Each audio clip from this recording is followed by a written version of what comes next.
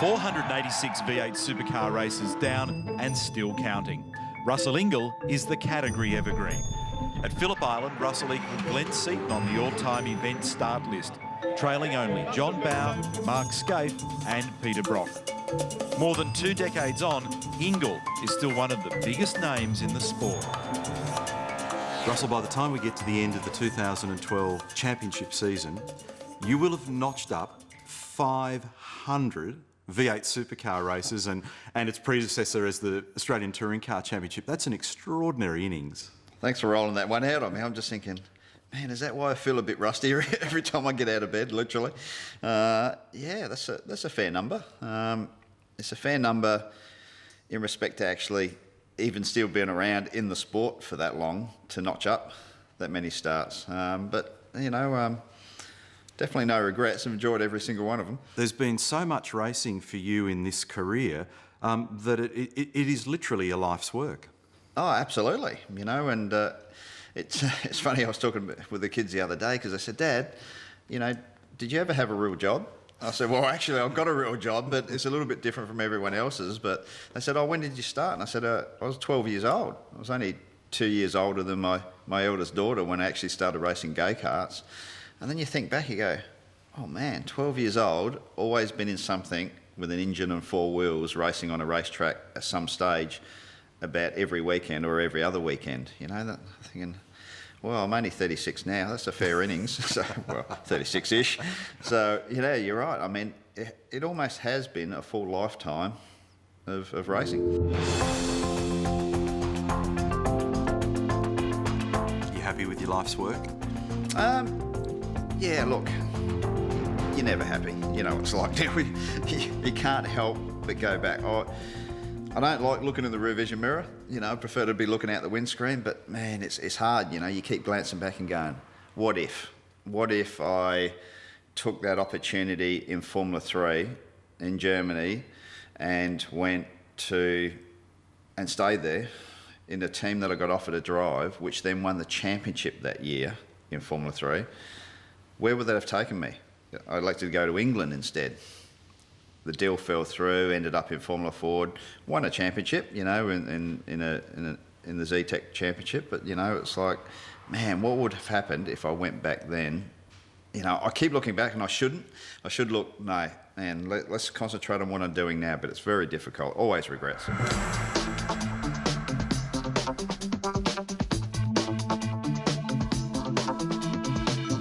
Russell, there's probably a large percentage of our modern audience who are completely unaware of your international success. You did brilliantly well in Formula Ford in the UK. You were able to turn that into a Formula 3 career as well. You raced in Germany, you raced in Japan. Who were some of the people that you raced against? Probably the biggest name, Phil, was I think in '93, raced in Macau in Formula 3. And there was David Coulthard, Rubens Barrichello. A lot of those guys were actually racing up in Formula 3000 on their way to F1, but they actually stepped back to F3 just for that race meeting. And that was pretty specky because I still got the grid sheet actually in one of my scrapbooks, and you got down, yeah, that guy's been in F1, he's still in F1, and you go down the list and you think, well, man, that was against some pretty heavy hitters and doing relatively well against them as well. But you're right, not too many people know about the overseas career. My recollection is I can vaguely recall seeing you in a red, I think it would have been a VL Commodore at Bathurst in about 1990. Was that the Bob Forbes car with Kevin Bartlett? It certainly was, yeah. It's interesting because that was my first real touring car drive of such, and also that made up my mind that I wanted to go overseas as well. Because look, the cars were okay, but as you well know, they were pretty hairy things, you know. You had to manhandle the things, weren't real technical. It was like big grunters, no power steering. And after I did Bathurst that year, I thought, do I want to be doing this just yet? Hang on, there's a plane ticket. I think I'll head off for a little while and see what happens in a few years' time. I had a very good teacher about Bathurst, what the track is about, how to operate it, how to work it. So it was a bit scandalous when we started dating because I was like a young little Catholic schoolgirl, you know, came from a nice family. All the truth serum lined up here. What's this? You got a bit of... It's a bit of the Larry Perkins Special Edition Castrol Port. Look at that. I'm not sure whether it tastes like GDX or not, but I'm tipping it's been there for quite a few years, so it probably does now. These were great times, weren't they? It was. Yeah, looking actually back at some of those photos, and the old VS Commodore too, she was a killer. Larry Perkins behind the wheel, and co-driver Russell Ingall is in the pits. Yeah, Larry, can you hear me? Yeah, I can hear you, mate. You there, Larry? Yeah, I can hear you. You did a bloody top job, Russell. Hey, thank you, Larry. Thanks for putting me in it, mate. I'll tell you what, when you get back there, I'm going to give you the biggest kiss. I'd prefer to get it from your girlfriend. Yeah, I thought you would. You're going to have to put up with me, mate. Hey, just thank you. Bathurst. Very important race for everybody in this industry. And your record there is extraordinary. You've been there 20 times, you've won the thing, but you've finished 18 of those 20 starts. So there's a special affinity for you. Oh, for sure. And I had a very good teacher about Bathurst, and that was Larry Perkins. And obviously my first Bathurst win in '95 with him while I was still living overseas, and what kicked off my career back here in Australia in V8 Supercars. And there's a lot to the place, and there was a lot of ways that I approached the race, even to this day, that he taught me. So I was pretty lucky in that respect, that's for sure. And hasn't it been a successful combination? Larry Perkins and Russell Ingall, they do it for the second time together. Perkins wins the 1997 Primus 1000 Classic. There he is. Well done, Larry. And Russell Ingall, he's happy. How did you first meet Russell, and what's the story behind all that? Oh, I met Russell when I was 14, I think. There was a bit of scandal. Well, we met, but we started dating when I was about 17, and he's a lot older than me. He's a lot older than everybody. So it was a bit scandalous when we started dating, because I was like a young little Catholic schoolgirl, you know, came from a nice family. Well done, Rusty. Started dating. And I was known as some sleazebag go-kart racer. Go-kart racer. I had a bit of a reputation about go-kart tracks, so just went from there. I never thought it would last more than a short-term thing. Neither did I. You're proud of his achievements? I'm super proud. I think he's amazing. Even sitting listening to the way he talks about, I'm very proud. I'm going to cry. Thanks, George. He works just as hard off the track as on the track. He sacrificed so much time with me and with his children, and he's done so much to get where he is, and, you know, I'm very proud. I get emotional. Can't believe it. The Enforcer. I promised my two girls I'd bring them home a trophy this weekend, so Sash Jazz, we got it. Where did the whole Enforcer thing begin? Is it theatre or is it reality? Oh, it was very much reality. You know, that was... Look, the theatre might have come a little bit afterwards, but at that stage, definitely reality. And that's what I couldn't get my head around. And to this day, I still can't get my head around. That is racing. You know, the way I raced when I came back from Europe, that's how all these guys, whether they be at the very top level or even at the beginning in Formula Ford in Europe, that's how they race. You get in and, like, it's almost kill or be killed. Like, you know, if there's a gap there, you stick it in there. Love you like a brother, but I just can't quite see you blazing off into the Gold Coast surf every Can't you see morning. me on that? No. Oh, come on, Not mate. really. Cowabunga. How unnatural was that? Have they ever been wet? No, definitely not. I can't tell that. I'll tell you what, though, they are one of the best trophies. It's groovy, isn't it? That I've ever had since I've been in the championship. Well, you got a couple of them. Yeah, there's a couple kicking around here. I wanted a third one to sort of make up a set. And believe it or not, this egg cup here is for winning the championship. That's it.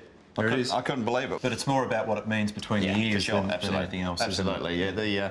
The Bathurst trophies were pretty cool. This is actually one that got a bit of a special meaning. This is a Formula Ford Festival at Brands Hatch in England, the one. And a pretty prestigious event. The likes of Ayrton Senna and all the F1 greats have got their name up on the wall. Scaife. Almost a hatred. And that's not used lightly. I tell you what, Looks to me like Russell's got a bit of a case to answer there. By gee. Well, Scafey would be absolutely livid. Scaife. Big dust up at Eastern Creek. We all know about it. We've seen it. It's been done to death.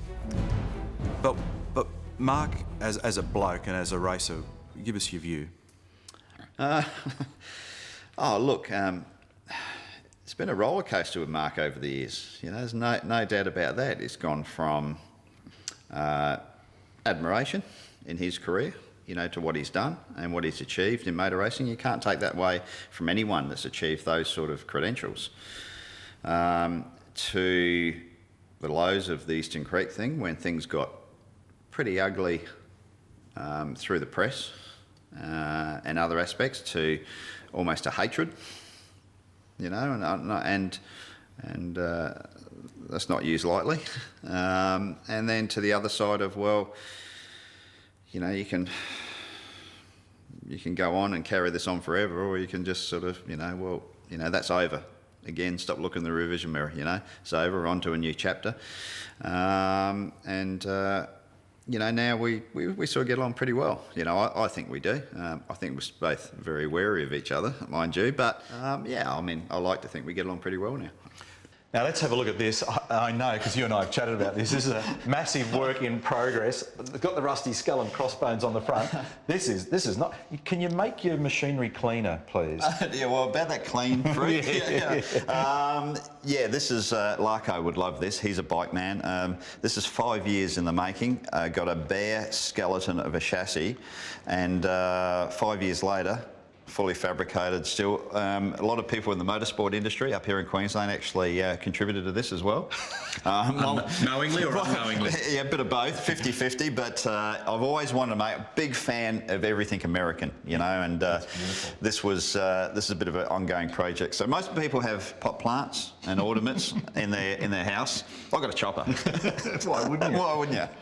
You talk about America. You did European racing, obviously great success here in Australia for a couple of decades. You never really contemplated the States, did you? Ah, look, I did, and you know about regrets in life. A major one. Well, look at Ambrose. You and Ambrose were teammates, and yeah, absolutely. Like, it was a bad mistake. To be quite honest, if I could go back in time, I wouldn't have headed to Europe. I would have headed to America, big time. I think that was a major mistake, because I love America. I love everything about it, and especially NASCAR. The show was unreal. You've been through a variety of teams with Larry Perkins, as discussed, Stone Brothers Racing, Paul Morris Motorsport, now with Walkinshaw Racing, and various others along the way. Give me a short list of those who you've really enjoyed working with and those who you admire in the sport. Look, Larry, fantastic for the intro to the world of V8 Supercars and how to handle yourself. Stone Brothers Racing was unbelievably good, because they gave me the championship I desperately wanted.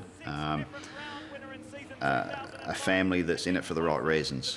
You know, they're in it for racing, you know, and as Larry was, similar mindsets, you know. It's all about racing, you know. They could probably do other things or earn more money out of what they're doing, but it's all about motor racing. That's what I enjoyed about that.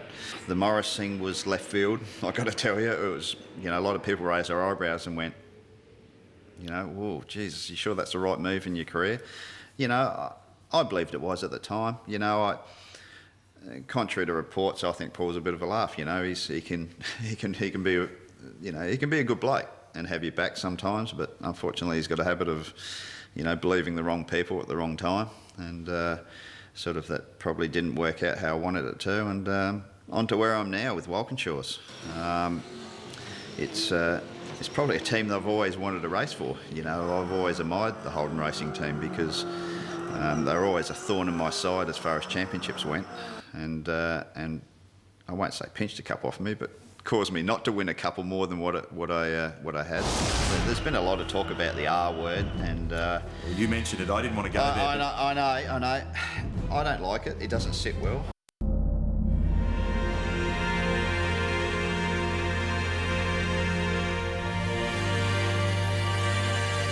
Fans from both sides of the fence are acknowledging his championship victory. Bathurst is different than the championship. It just is, you know. The championship have to rate pretty highly though, because it's mainly because you look back and you think of all the good drivers that have been in this category, and they've won individual races or they've won a Bathurst or whatever, but never won a championship. And you can see that really, there's a bit of pain right in the gut about that, you know. And to have done both, I think that's what sort of makes it pretty sort of fulfilled overall, that I've done both. But the championship was pretty special.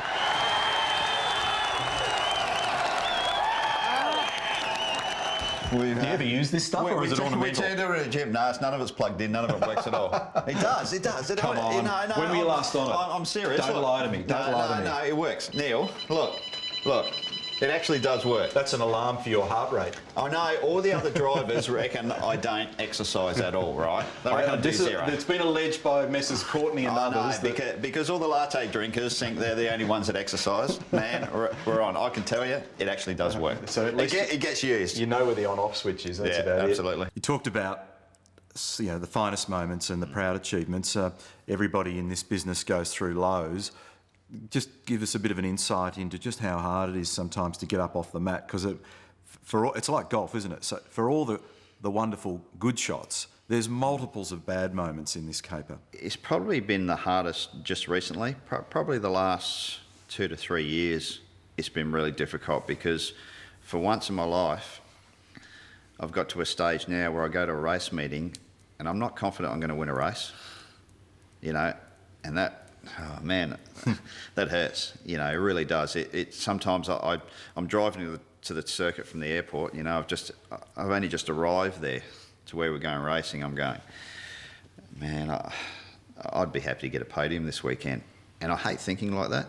It just rips me to bits. You know, I sort of go there and go, man, never before have I been in a situation where I don't think I can win a race. Every time I used to jump in that race car, I knew I was in a shot to win something, or, you know, grab some champagne. And now I'm not so sure. Why? Is it, you know, your waist size has gone up an inch? Car's not right? No, Why? well, that's the hard part, Neil. The hard part is determined, because sometimes I've never ever blamed myself, because I know when I jump in that car, man, that throttle's nailed, and anyone else can get the most out of that car. You know, I think I've done the most I can. But then when you get a period, you know, of especially, like I said, the last couple of years, where it hasn't happened or haven't come together, you start doubting yourself and you go, man, am I doing something wrong? You know, I lie in bed at nights and you know, sometimes I don't sleep. You know, I just lie in there all night, you know, looking at the ceiling going, is it me? You know, am I not? Have I lost it or whatever? But then you get to a meeting where you've clicked, the car's set up, and all of a sudden you punch in a number and the time's there and you feel, oh, hang on, I'm starting to spark up here again, you know, Chester's back out and off we go. So I think sometimes I need to sort of almost smack myself around the head a bit and go, hey, dude, you don't forget how to drive fast, you know. There's been a lot of talk about the R word, and well, you mentioned it. I didn't want to go there. I know. I don't like it. It doesn't sit well. Again, it's probably that thing that this is all I know. It's not a hobby. It's not something to do on weekends because, you know, I don't want to get a real job or whatever. This is my profession. This is what I do. It's what I've always done. I don't know how to do anything else. I want to stay in this sport, at least for the car of the future. The only way I'm going to do that is results. Simple as that. I know that. My sponsors know that. What about life down the road, Julia? Like, what's going to happen? Ultimately, there's going to be a day, and I'm not saying it's tomorrow, but there's going to be a day where he's not racing a car. Have you contemplated what it would be like to have him around here more often? It makes me really sad when you think about it, because our whole life, like we've been together 24 years, and our whole life has been motor racing, and I just think, you know, for him to not be on the grid, I mean, you know, when you retire, that first, to think about it and then to actually experience it, I'm sad. Like, you know, as tough as motorsport is, I love it, and I've loved the life that we've had, and it makes, yeah, it's a scary thought. Two good pals here, Courtney and Ingall, in 14th and 15th. So would you recommend life as a racing driver to a youngster who's watching this and dreams of pulling a helmet on. I'd have a real job as a backup just in case. But it's cruel. You know, it really is cruel. Make no mistake about that. And the more money that's come into the sport over the years, it gets nastier and nastier. So you got to watch your back, watch your front, watch your sides. But the rewards are also great as well. Well, I hope you've enjoyed our special presentation today at home with Russell Ingall. The next time you'll see Rusty in action, we're off to the top end in Darwin, 2 weeks' time. Let's have a look at our Big Pond Sport calendar. We've got qualifying, shootout and race on Saturday, qualifying and another big race on Sunday. Can't wait to get to the top end. Our next V8 Extra, we're back again next weekend. Back into the studio, Mark Scaife's going to join us for that one. Looking forward to previewing all the action coming up in Darwin. Hope you've enjoyed our show today. Look forward to your company again next weekend. Bye for now.